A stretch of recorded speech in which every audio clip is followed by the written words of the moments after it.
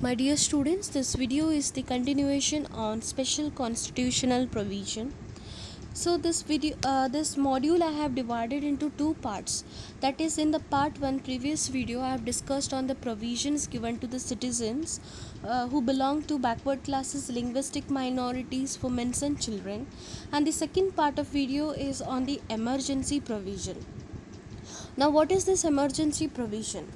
So, whenever a country is threatened by forces such as enemy attack, armed rebellion, civil unrest, etc., the democratic system of governance do not work. So, this is because in democracy, people come up with their own opinion and they think in a different way, which may not actually help the cause of country defending itself. So, in such cases, the government assumes all powers of decision making and can declare a state of emergency to that effect. But as soon as the disruptive forces are destroyed and the calamity is overcome, normal democratic governance could be restored. And there are three kinds of emergencies: national emergency, state emergency, and financial emergency. And in each case, the president is empowered to declare the emergency. So, talking about the national emergency, it can be declared in three cases.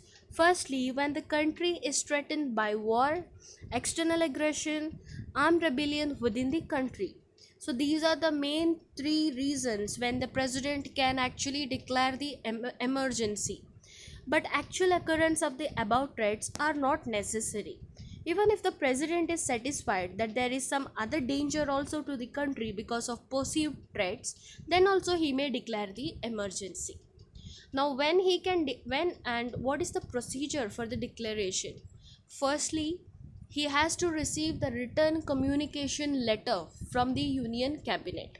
And Union Cabinet comprises of Prime Minister and all ministers of cabinet rank. Then, territorial extent, entire country or any part of it. And duration, it can begin with 1 month and it can extend by the parliament agreement, it can extend up to 6 months at a time. Termination, president or parliament will terminate the emergency power. And what are the effects when the emergency power is declared? Firstly, the vast power to government is given. State government come under the central rule, and revenue distribution may be modified and fundamental rights may be suspended. So these are the point which you need to remember when it comes about the national emergency. Almost all the emergencies are similar. So, coming up to the state emergency, proclamation of emergency is done when the state is in danger. So, this emergency declaration is also done by president. So, how he does the declaration?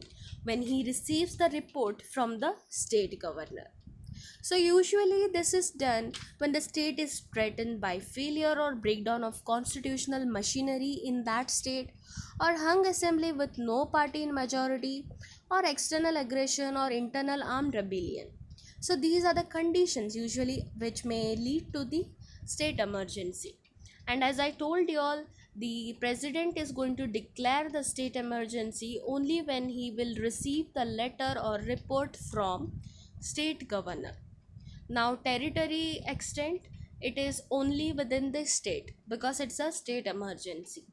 And duration, it can begin with 2 months, further extension to the 6 month, and maximum it can go up to 3 years. Again, the termination is similar to the national emergency. It is been terminated by president or parliament. Now, what are the effects? Firstly, president or the government assumes all the power during the state emergency. Vidhan Sabha is dissolved and High Court remains unaffected. So these are the points which you should remember, that is what are the effects that will occur during the state emergency. And talking about the judicial review during the state emergency, High Court can review justifications for the emergencies during these cases. So this is a state emergency.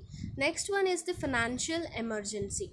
So financial emergency, again Article 352 empowers president to actually proclaim financial emergency in case of a threat to financial stability or credit to India. So when financial condition of India is in stake, or because of unstable economic condition, then the president can declare the financial emergency. And what are the effects? Firstly, the revenue distribution may be modified and salaries could be reduced. These are the conditions, these are the effect happens during the national emergency. And financial spending can be restricted. And remaining other all features, that is termination is same, that is president or the parliament may resolve the emergency power. So these are the three emergencies: national emergency, state emergency, and financial emergency. And the emergency declaration can be done only by the president. And the termination can be done again by the president or the parliament. So these are the important point which you need to keep in your mind about the emergency provisions. So this completes your this constitutional provisions. In the first part, it is the provisions for the citizens of India who belong to the scheduled caste and scheduled tribes, women's, children's, linguistic minority, and second part comprises of the emergency provisions. So that's it. Have a nice day. Thank you.